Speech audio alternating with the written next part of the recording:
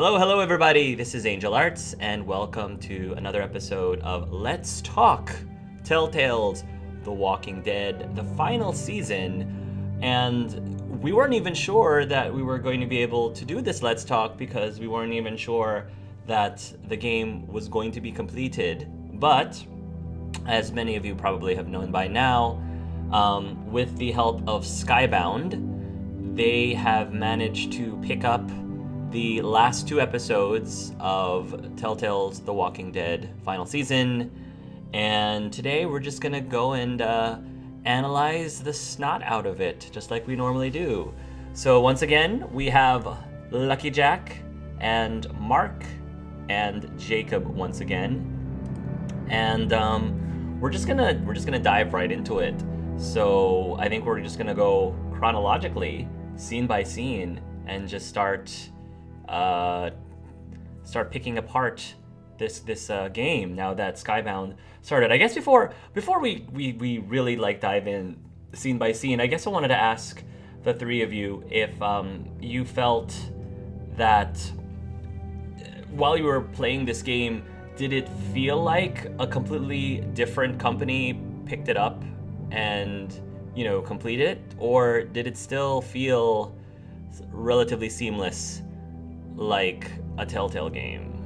I mean, first off, yeah, I was gonna say, I didn't know, should we keep calling it Telltale? I mean, I guess it is still the Telltale engine, so yeah, I might as well keep calling it Telltale's Walking Dead, yeah, so. Technically, yeah. It was mainly in the first quote unquote, Lee will remember that, whatever, kind of like one of those, like, I don't know what to call those notifications in the top, but it was the first one of those that I noticed a different, almost like tone of voice. Only with that first one, and we'll get to that in a bit. But otherwise, no, they actually did a pretty seamless transition between Telltale handling the programming and Skybound. Assuming that all the voice acting was done already, I guess it makes sense that the plot, dialogue, and writing was already kind of finished up until this point. It was really more so the coding and publishing that needed the help, I think. Yeah. Would you guys agree or disagree, Jacob or Mark? I mean, it was confirmed this episode was 75% done before they shut down, so it was just QA testing that I think Skybound did. Okay. And arguably, considering how buggy some of the action sequences are, it probably needed a little bit more testing. But I'm glad it released at all. Mm-hmm. Yeah. Oh, okay. So now I think about what you're... I'll get to that a bit, but yeah, okay. It seems like it wasn't just me who experienced something to do with that, but anyway, yeah. We'll talk about those gameplay bugs, because I definitely suffered through them as well. Mark, how about you? Do you feel that overall Skybound did a relatively seamless transition? Yeah, again, it was confirmed that when Telltale shut down, they were very, very close to being done with episode 3, so it was pretty seamless.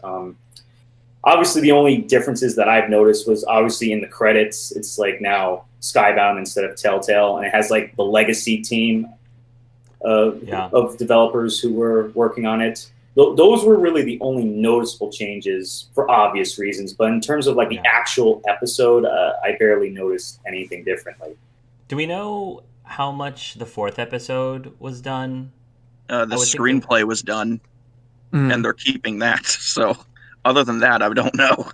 Do we know if does anyone know if all the voice acting was done for the 4th episode? Or I feel like if the screenplay is finished, then I feel like if the screenplay was finished, the voice acting would have, depending on when in production, depending on how long of a time had passed since the screenplay was done, I feel like the voice acting would have been done, because I forget, do they manually animate lip syncing for the voice acting, or is it all done with an AI or something? I would assume for time constraints, they would just put it all through a system that just generates generic lip movement. Okay, because I was wondering how imperative voice acting prior to animation this was. So yeah, I don't. Who knows? Maybe they may have to voice act. Maybe the voice acting isn't complete yet.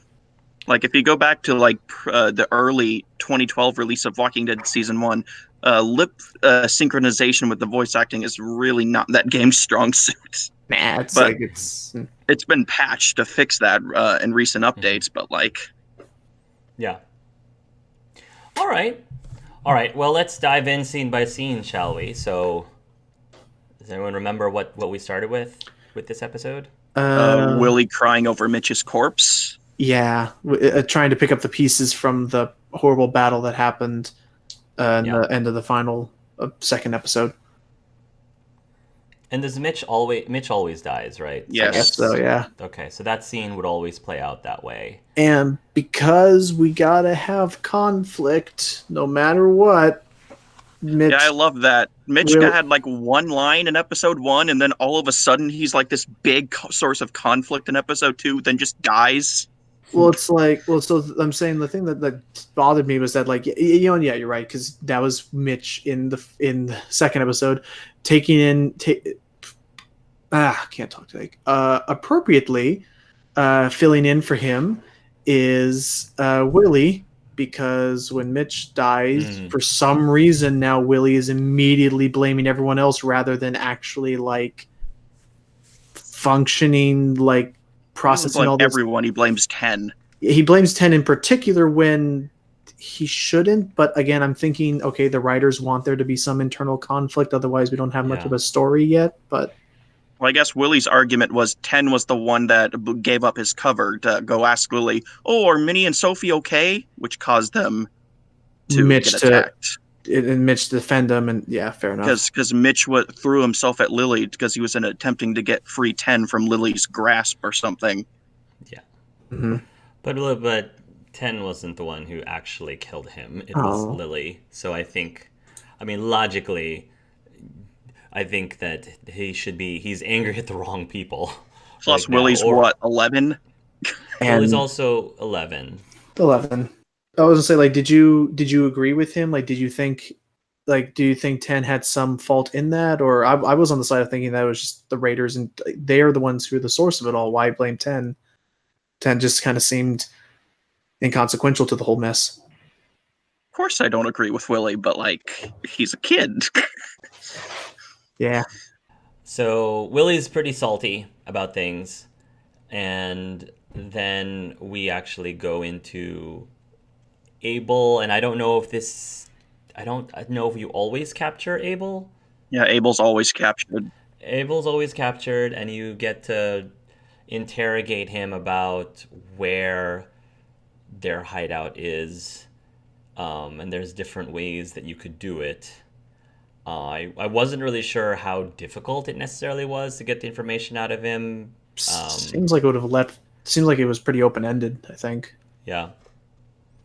And depending on what you told AJ, he starts interrogating Abel between 2 different ways. Oh? If you said he was justified in killing Marlon, he starts kicking Abel in his broken leg. But he offers him Oh. water if you said he needs to atone for it. Dang. And So, all okay. Abel has to say when he starts kicking him is easy on the broken parts. I'm like, how much resistance to pain does this guy have? Mm-hmm. I guess. Also, I did kind of find it funny the tone changer in that we're going down to interrogate someone. Hold up, that's a pretty sweet looking pennant on that wall. I'm gonna nab that for the room. Yes. Just took that away for Ooh, now. and you know, just sketch. And that's just sketch. Ooh, bit out of yes. place, but yeah, I didn't know AJ could actually be more remorseless. Mhm. Depending on how. But I'm appreciative that they are showing those changes in the plot even now and not leaving it for some end game thing. Yeah. So how did you approach that interrogation? I was cool. I wasn't this remorseless, cold-hearted person because that's just who my clan is. Did you? So you gave him water and The cigarette? the cigarette. What did you just? Yeah, Were you completely soft with the cigarette, or were you like somewhere in between, or? nah, I was completely soft. I mean, Okay. I think we already knew he was a goner, so there was no reason to you know Be To cruel? kick him while he's down. Yeah, yeah keep going. to kick him while he's down when like we already won, so it's like be the bigger person. So were you not worried then that he would not disclose the information that you need to find your captured friends? No, not particularly. Okay. Okay. I approached it a bit differently. Like, I tried to be nice and stuff at first, gave him water. He, of course, in the dialogue starts to sort of like taunt you for that. He starts to, I guess, like call into question your ability to actually control the situation because you're being soft, which that made me realize, okay, he's just going to be snarky and sit here the whole time and not tell me anything. And for someone who fell off of a 2-story balcony and has a broken leg, he seems pretty chill. I agree. He has a very high tolerance to pain, I guess. So it was around the time after I gave him the water that I started getting more rough. I had Clementine interrupt him by slamming his head into the desk. I did have Clementine burn the cigarette on his face to try to quickly remind him of who was actually in charge of the situation, not him. Yeah. But, yeah, is there any, like, other combinations people did? Like, because I know there was, like, more than, like, I think 3 things you could do with the cigarette. Well, I used Rosie, first of all, and that got him talking. I didn't know you could use Rosie. That's cool. Yeah, you could use Rosie to, like, threaten him. And...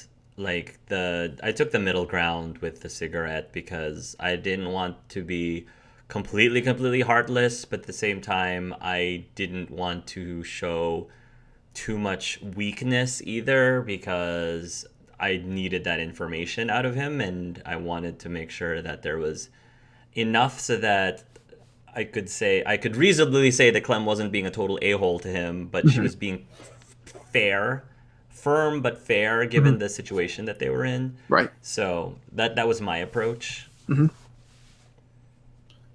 How about you, Jason? What did you think of it, the situation? My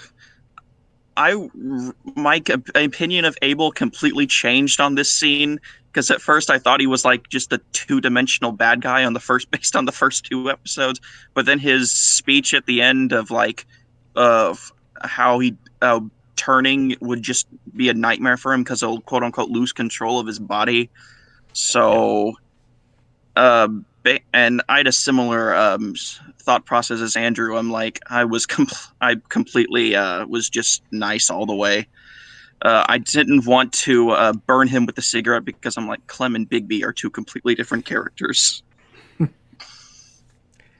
I find it interesting that I think that for many people in that situation, they tend to revert back to their previous selves when they're at death's doorstep, because I think an ongoing theme in the Walking Dead franchise, not just the game but also the TV show, is that people dramatically change and evolve because of this new life and this new universe. Like, you've got the secretary for some white collar company who ends up being this ruthless murderer or killer. And so I think it's interesting when you see somebody who is on their last legs and they know that they're about to die. Many of them tend to revert back to their formal selves before the apocalypse happened. And I think that's what we saw with Abel.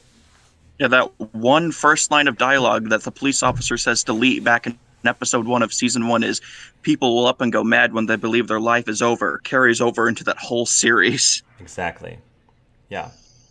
And one detail that I think a lot of people overlook is Abel mentions Richmond, like, briefly. So that implies that Javi and his group probably participated in the war that they're at. I don't think it confirms that he's specifically at war with the New Frontier, but it implies they at least took part in the war. It could have been maybe back when it was under... Maybe back when it was... I forgot the name of the woman from New Frontier who was like really running things behind the scenes. Yeah, maybe those attacks against the group we learn as Delta, maybe the attacks were led by Joan, and now Javi. Maybe now that Javi's Clint, Joan or Clint. Yeah, one of those two. So maybe things are nicer now that Javi's in charge. I would hope. That's still Yeah, Telltale confirmed that the Garcia family are still alive. They're just off camera, so no source of conflict will happen to them. That's still like a freaking large question that I don't know if it's ever going to be explained at the final episode or not. Is why don't they just go back to Javi and the others? It seemed okay. Well, Telltale said they have a reason. They just haven't explained what that reason is yet. Okay. And I assume that reason has something to do with what happened at McCarroll Ranch. True. Which they haven't told us about yet. Not yet. So Nope. I hope. Yeah, you're right. Those are two major, very valid questions that I hope gets answered in the next episode. So other than just they want to appease the people that didn't like the New Frontier, and they don't want to consider it canon, and trying to appease to those people. I didn't mind it. So torturing or interrogating Abel aside, he then gives us a choice to hopefully get information out of him. Well, I mean, I think the choice is to be bad cop or good cop, I guess.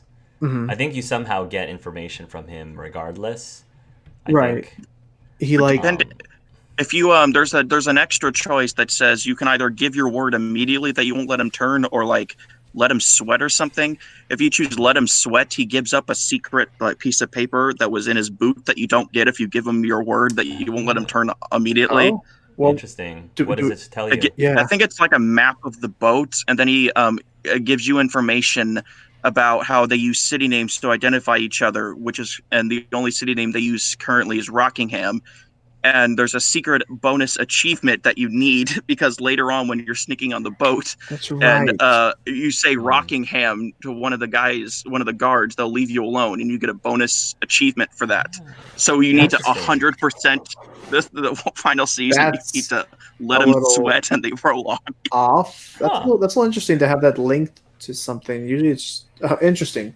Yeah, that is interesting. The final season is the only season, excluding 400 Days, where you have to go out of your way in multiple playthroughs to quote unquote 100% it with the achievements.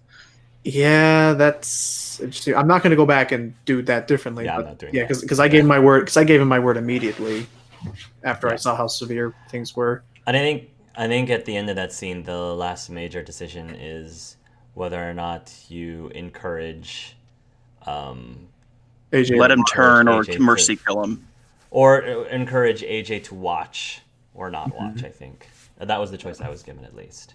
Yeah. So. And is there actually a set of options throughout this that would make AJ not watch? Would he is there any option or any combination that would have him just actually listen to you and leave the room? I'm not ruling out the possibility that there is, but I personally haven't witnessed it. Me neither. Oh, so for all of you, he watched it. Yeah. No matter what. I told him not to watch it, but he watched it anyway. Same for you, Mark? Okay. Mm-hmm. Yeah, he said he wanted to, and then that was the point where I mentioned the tone of voice changing. Was the first big notification was, and I love the writing behind it. The notification that I got was, AJ looks up to you for guidance in this world. Pause. You just tortured a man in front of him. And then that's just where it ended, and you're like, yeah. True. Yeah, since I didn't torture Abel at all, it just said you taught AJ that mercy killing is sometimes a thing you should do. Fair. And I'm like, yes, game. I know AJ looks to me for guidance. You told me that in episode 1. Yes. Recap, I guess. How about you, Hark? I think I was told I was merciful. I think I was told that because I don't remember it telling me about torturing the guy. So. Did you slam his head on the desk? No, I don't think I did that. I just stick the dog on him. I let Rosie decide whether she wanted to be gentle or not. You taught AJ that we should respect all creatures. Yes. So anyway, we get through the opening credits, and which is very beautiful and artistic as usual. Yes. And then we shift over to the scene where you guys are traveling to the hideout and trying to scope out the place and come up with a plan to rescue your companions. Yep. And that's when what's his name, bro? What was the kid's name? Willie. Willie. That's when Willie is still giving you a hard time. Yes. And AJ's all sticking up for 10. Say 10's name again. I dare you. Yeah. He was like super upset. So we try to defuse the situation. Right. We do some scoping. You see, they have a big boat. They got supplies on a raft, some horses, which would explain the carriage. Did you guys have Lewis or Violet with you? Oh yeah, we should talk about that. So I had saved Violet, not Lewis. So I had Violet with me. I had Violet. Same for you, Mark. I had Lewis. Oh, Oh, nice. Yay. So you had Okay. Lewis. Very good. so I want to hear new stuff. So like, Violet just kind of gave the usual like strategic stuff, trying to like talk about what happened. You see Lewis on the boat at some point, so you know that they are there. Yeah. Did anybody find the rabbit's foot or the horseshoe on the ground? Nope. 'Cause this is where you find those two collectibles I when didn't think that was a Violet, place. AJ, and Willie are throwing at the boat. The Yeah, I rabbit's didn't foot in s- particular was Omar's rabbit's foot. Oh. Oh, Omar. And so when you have the option to talk to him later on the boat, he's like, Clem says to him, "I found your rabbit's foot back on the beach," and he's all like, "Clearly it doesn't work." Oh. But yeah, so I didn't know that God. was a place you could look for stuff. But Yeah, is there Omar any- is now the least developed character at the Erickson school now. Yeah. Especially if you don't find his rabbit's foot. No, yeah, I didn't even get that dialogue from him. So he is just What do you know still about like, him like, other than he cooks food for the kids? he's the chef, and I thought that was his character. He's the chef. He is Hey, chef. chef. Hey, children. Hey, Juven. So, was there any like unique? Because I'm actually curious. Since like the three of us have, how is Lewis handling the situation of like actually doing like full on Yeah, recon and stuff? I would like to know that, Mark, don't- if you remember. I don't really remember. I think it might have just been the same because it's just minimal dialogue changes, but it might have been just largely the same. So I don't remember off the top of my head. Okay. Not sure if he tried to crack any weird cheesy jokes to raise morale or anything. He might have. Repeat that again. You said he might have. Yeah, that sounds about right. Okay. Okay. And they give you option of to burn either to torch the supplies and steal the horses or vice versa. Do you remember in particular which one you went for? I think I went and burned the hay. Okay, yeah, exactly. So sorry, I should clarify. Don't burn the horses. Burn the hay to scare Don't the burn the horses. horses. So Burn sorry. the horses. No, to burn the That'll hay. be a and big scare them. distraction, actually. That would be horrible. That would be horrible. But yeah, I did the same How would thing. you successfully burn the horses without them killing you with a kick? That is fair. That's why I wouldn't. That's why you should, among dozens of reasons why you should not do that. Anyone who's watching, yeah. See, I went to go for the supplies and scare away the horses, just because. I mean, what are we gonna do with the horses? I don't think any of the kids know how to ride. So supplies seemed more useful. Yeah. Yeah, I felt like they were leaning people towards keeping the supplies. It didn't seem like there was that incredible reason behind destroying the supplies when you could have used it yourself. Right. But I don't know how compelling really it was to not burn the hay, basically. Mhm. So We do a little recon. Yay! It's all done. We run into someone on our way away from the boat, and we have to quickly hide from Minerva. them. And we Oh, that's right. I forgot. Yes, you're right. We run into Minerva, Minnie. who is Violet's the ex. the X. Yeah. Yes. So there's a little bit of an exchange between Violet and Minerva. I'm curious, was there any exchange between Lewis and Minerva, Mark? I actually don't remember, but if there was, it was relatively minor because obviously Minerva and Violet is like the bigger storyline there. So if there was any interaction, it was very minimal. It was not as extensive as with Violet. Okay. So the and the things of note is that Minerva is revealed to be very much like subservient to people like Lilly and everyone else, whether it's out of fear or anything else we don't know yet. She also mentions that unfortunately Sophie was killed in some battle, but the part that everyone hooks in on a bit is that Minnie seems to hold it with some reverence, like she died a hero, when we're trying to be like, no, this was wrong for her to be here in the first place. Yeah. She seems a little brainwashed. Yeah, a little. Not that I'd blame her necessarily. Given the circumstances, fear and stuff can do a lot. She drank the Kool-Aid, and it's tough to come back from that. Yep. So Who knew that Lilly would be a bigger manipulator than Carver? Who'd have thunk? Which Because Carver's biggest problem was just that he was a psychopath. He was like, other than that, ugh. But no, I don't want to be with Lily's group at all. Lilly, yeah. I legitimately think, for me personally, Lilly scares me way more than Carver. Same. I don't know if you guys agree. You think Lilly scares you more? I agree, especially for the sense of it's revealed a little bit later. We hear in some side conversation, she's not even the leader of this group. She's just one of their colonels or captains or something like that, and so that pushes her to want to do more and be as strong as she can to prove to other people, which that is true motivation. That's scary and. Plus, I think I saw this meme thing where it was on the scale of chaotic, neutral, or lawful, and they put Carver at lawful evil because it makes sense because he had all these ideas it was no smoking, no drinking because it will impair your judgment when you're fighting the zombies, and he locked away all the alcohol in the armory, stuff like that. It was just that he was a nutball, right? Chaotic, lawful, yeah. Yes, like that. Since I wasn't here for the episode 2, let's talk. What was your guys' reactions to Lily's big reveal? Saw it coming when one of the major choices from episode 1 was surrounding Lilly, and you're thinking to yourself, wow, why would they want to establish this in the game? So saw that coming. Was very interested to see a little bit more of her character revealed because I don't think she got a whole lot of examination in the season 1.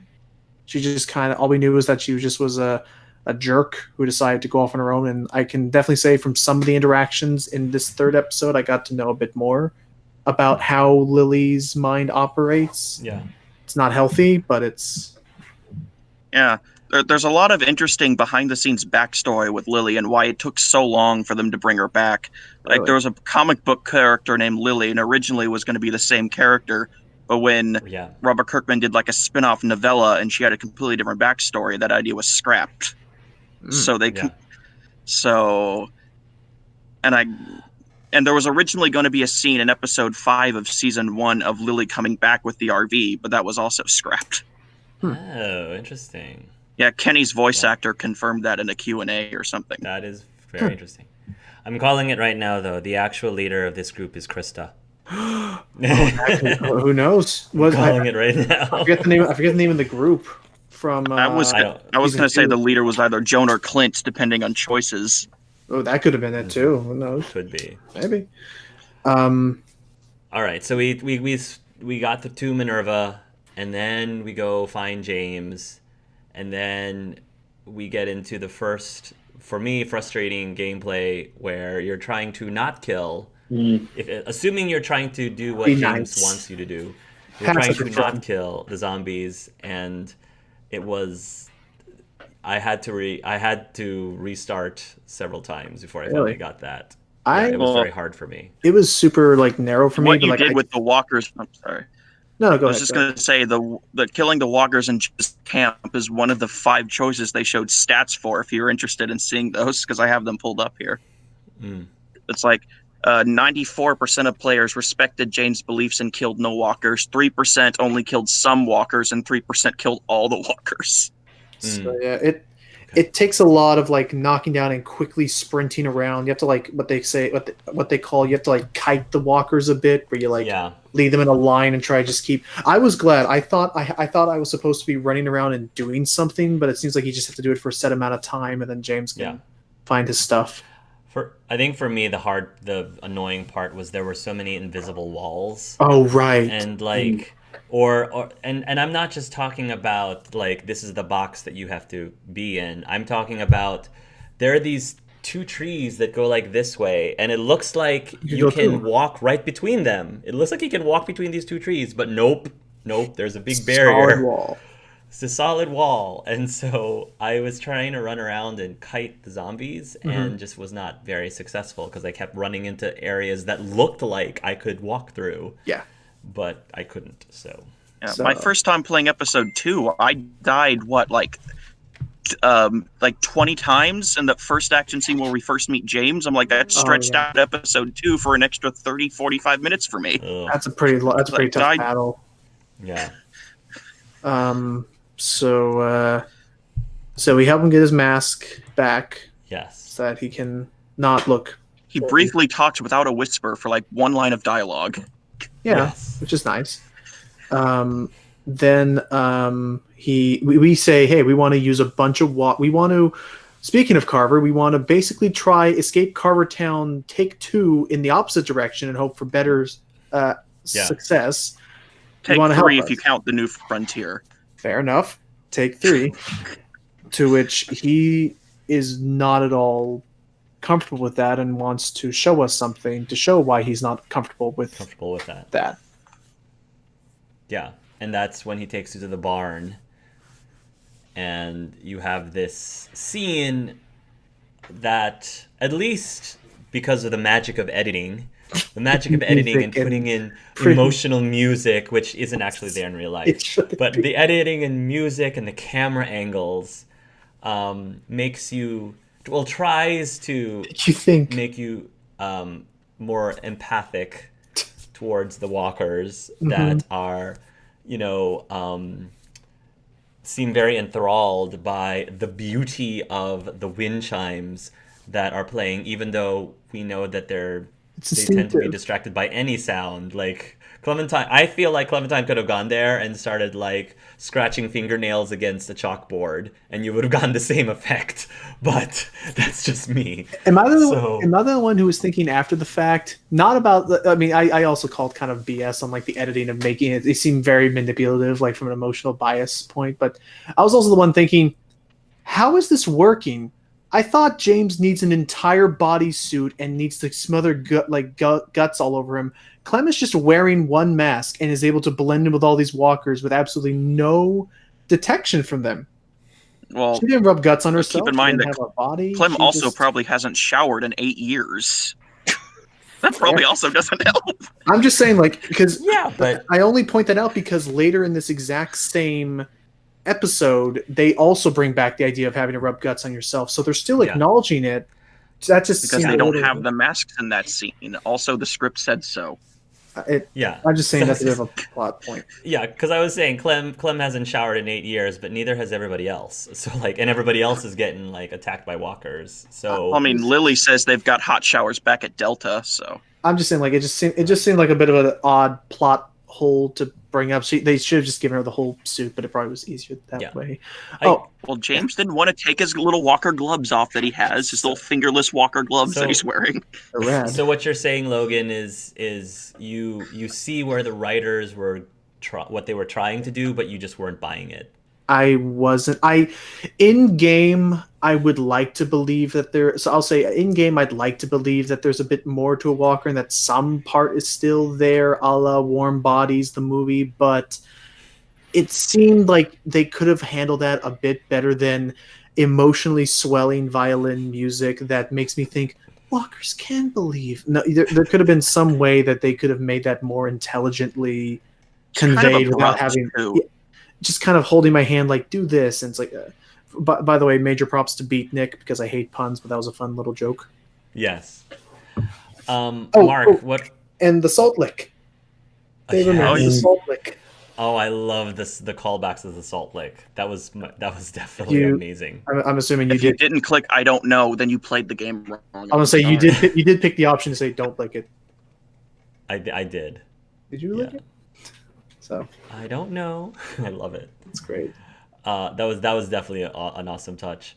Mark, what were your thoughts on the barn scene, the emotional barn scene? Yeah. Okay. So, well, first of all, I want to address the whole mask thing because James was a whisperer, and the whisperers are from the comics, and usually they just wear the masks. I don't think they wear full skins or anything. So it's if there was any discrepancies there, it is actually something that came from the comic book. So okay. So I just wanted to clarify that. yeah, the barn scene was really interesting. And I get what they were going for. It's just like, and that is something that, in all forms of The Walking Dead, the comic, the TV show, and the games, like, are the walkers, do they still have remnants of their humanity still left in them? And that is just a question that is just always asked, and we just don't know. But that was a really interesting scene for them to try to humanize the walkers a bit right there. I don't know if it really hit the mark, but it was interesting. Yeah, I think that what I got from it is that I'm not dismissive of the theory that perhaps there is some humanity left within the walkers, but I don't think it's enough. Even if there was, it's not enough. It's certainly not enough for a mother to prevent herself from eating her own newborn baby. Mm-hmm. So Right. there might be some humanity still in there, but if it's enough for you to eat your own newborn baby, I don't think it's enough. So yeah, I agree that I like James's sentiment, and maybe if there was some controlled environment where you could somehow run experiments to see if you could, a la Warm Bodies, as Logan says, Mm-hmm. like bring back enough humanity to the walkers so that they, might be able to regain some of their former selves. And TV shows have actually touched on this quite a bit, because I think there was one relatively popular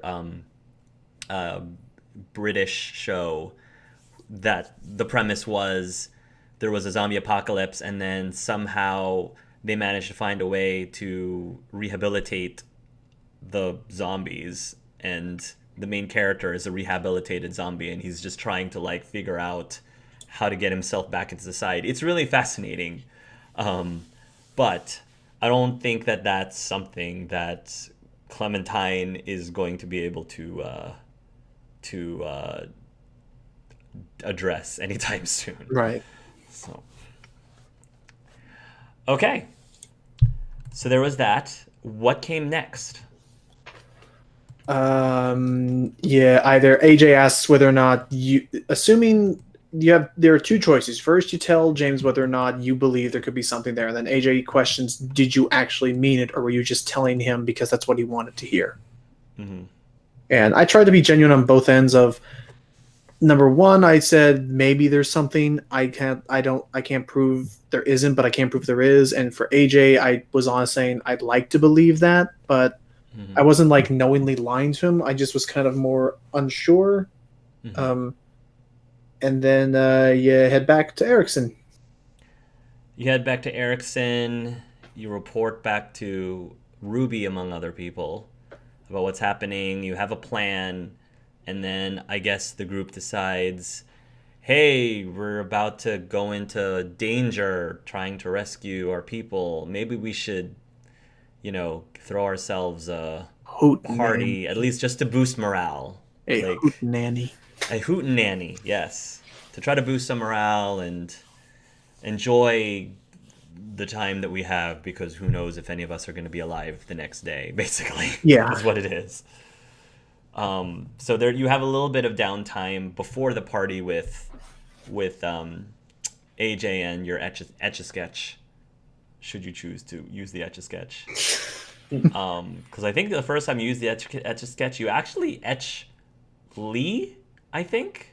I never choice to either do etch something in yourself or use a game automatic etching thing.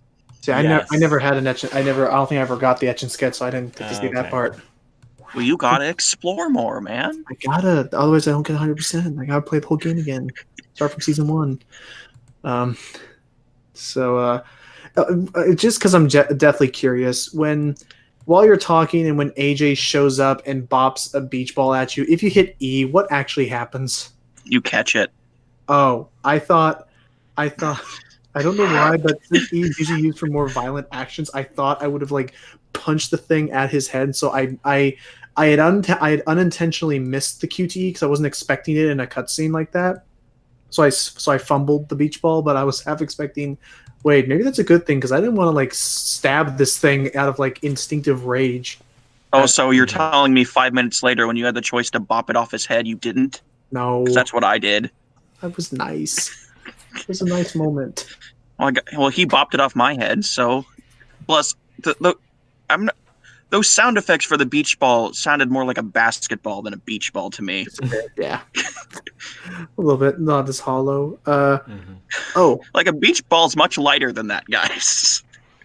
Hark, what did you think of the little discussion that AJ and Clem had around that time about death and turning and stuff?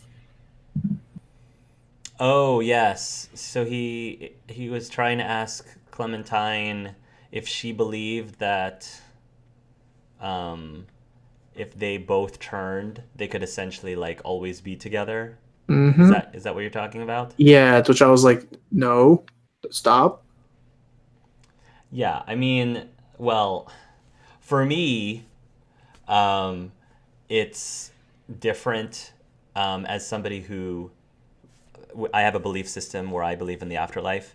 And because I believe in the afterlife, I believe that upon death, which includes turning into a walker, upon death, you have already crossed over to the other side, whatever you want to call the other side.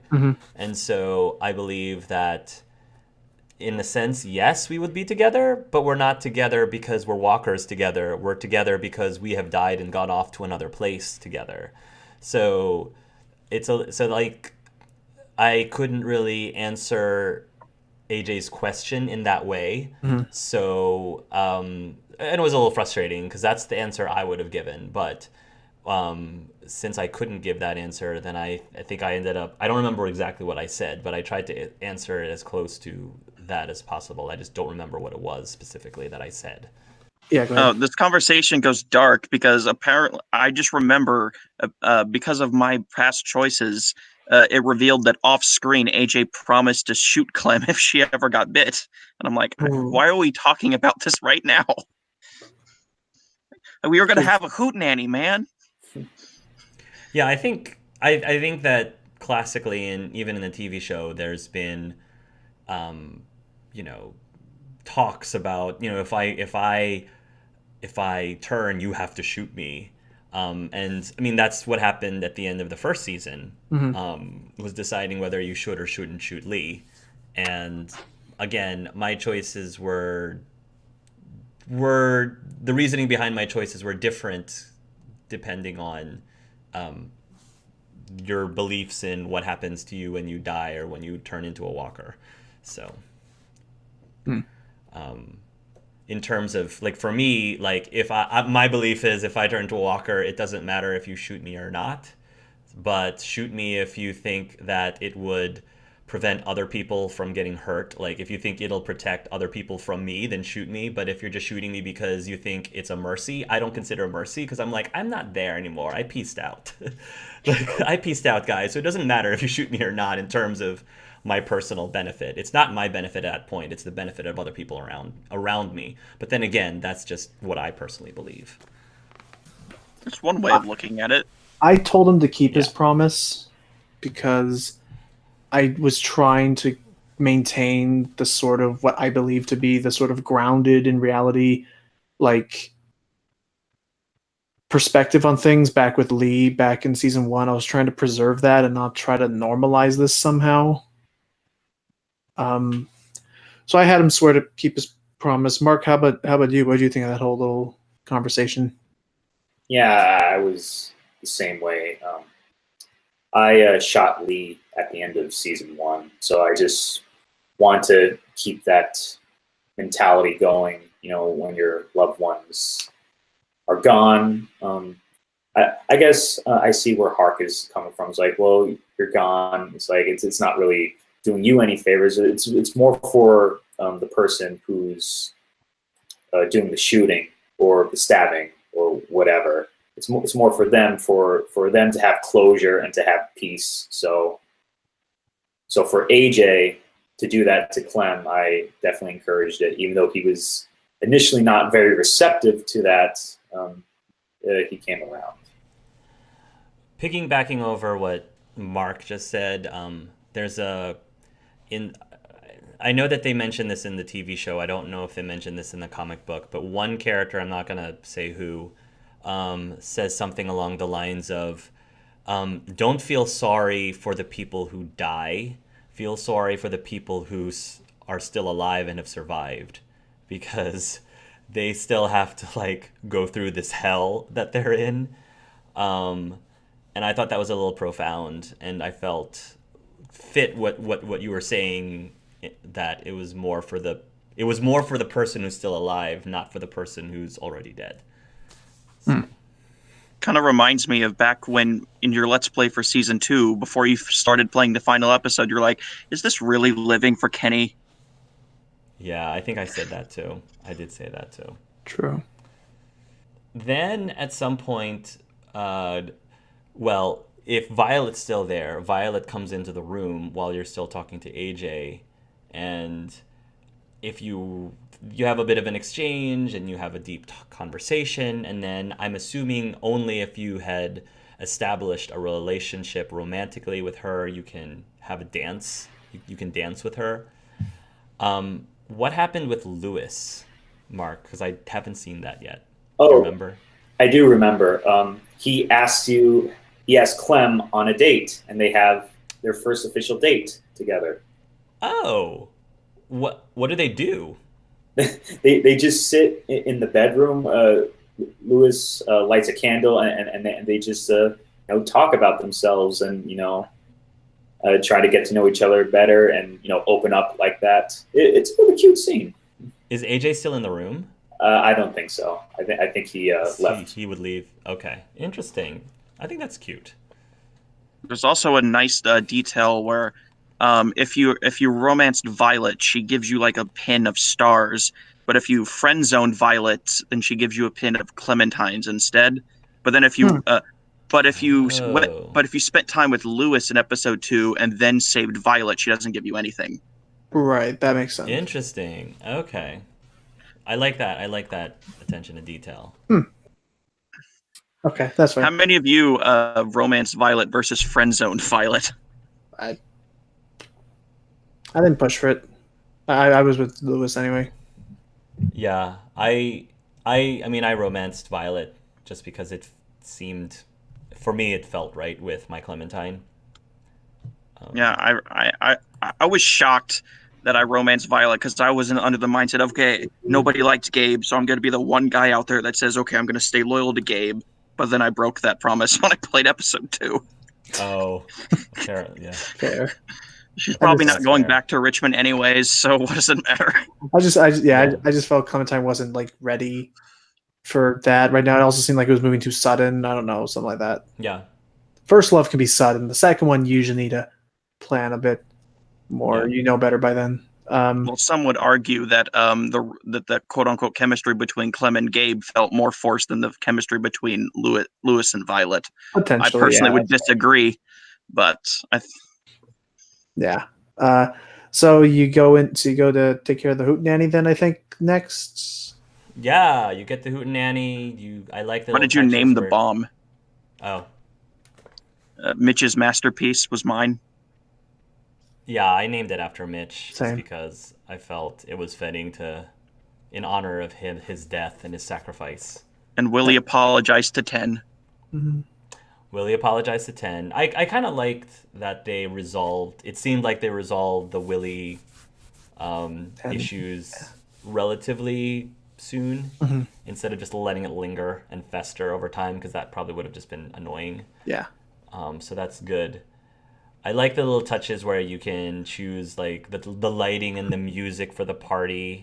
That's a very nice touch. And then Ruby had an idea on something fun to do for entertainment. What was that, Mark? To read through the files of all the kids there.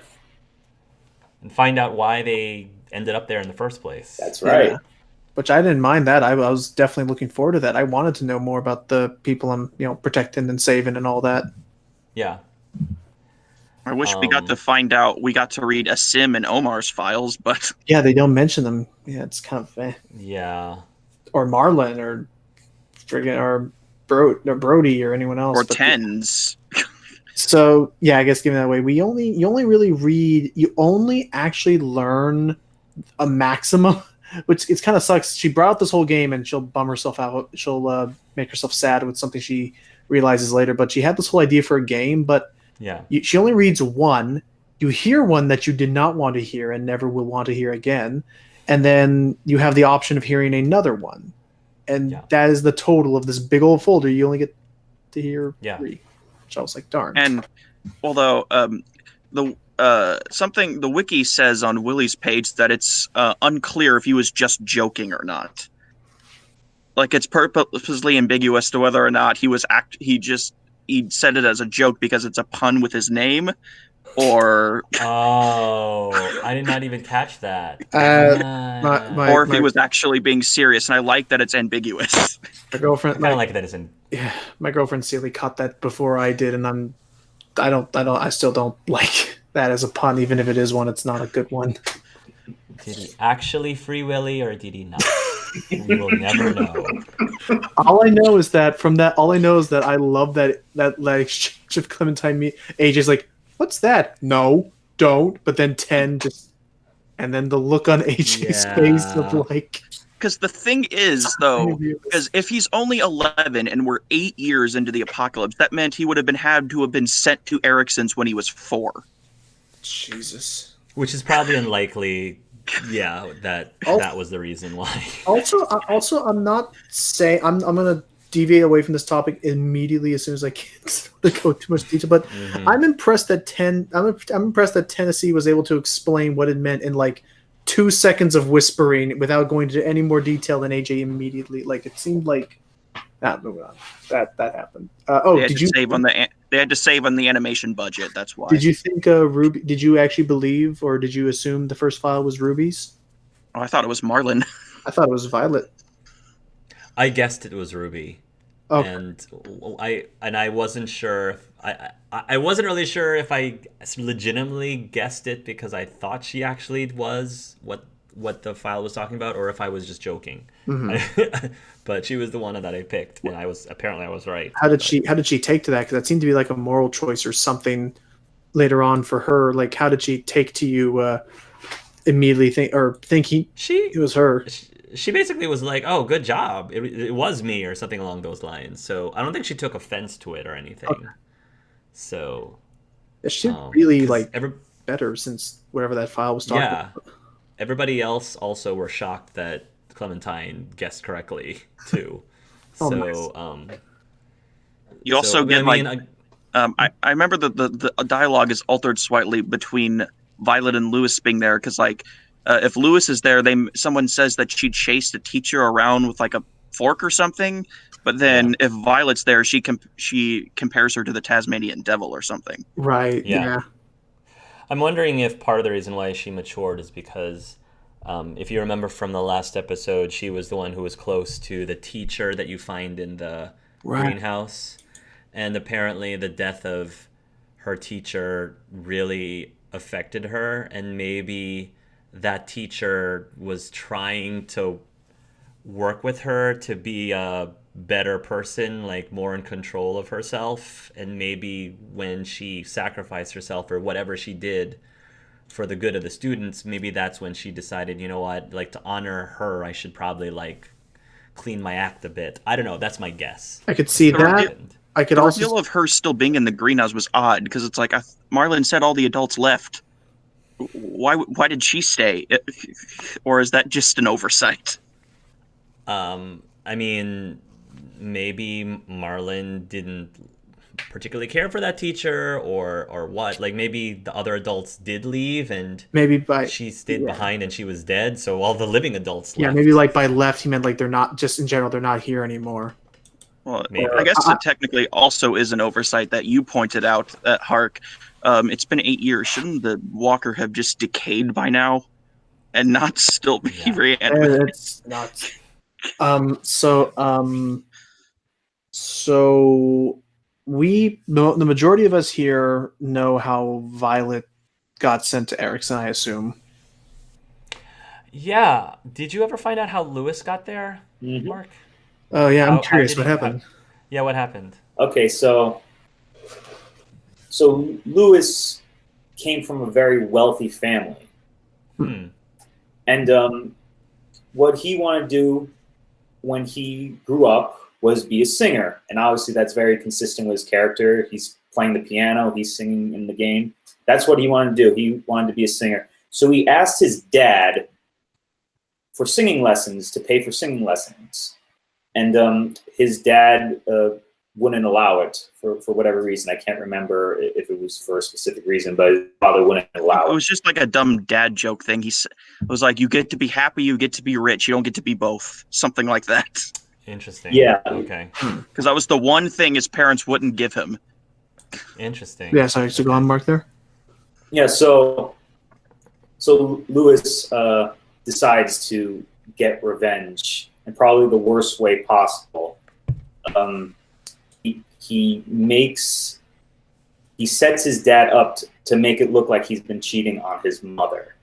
Oh, Oh Like- my gosh. Like, again, they're really, really wealthy, so he like uses his dad's credit card to like buy hotel rooms and like Oh make my it look gosh. like super scam.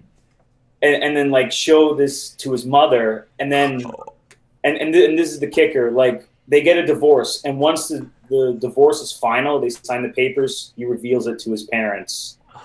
Oh, He waited till they After it was finalized the signed. divorce. oh, Wow. crap! Wow. That is Wow.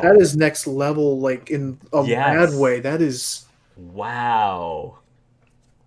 They were so rich that his dad didn't even notice the money in his credit card account till, over like a year and a half. Yeah. A year and a half's worth of Wow. money was just gone, and he didn't notice. And That's I how mean- rich they were. That's And then I imagine it was just immediately from there, they just sent it without a word to Erickson from there. Yep.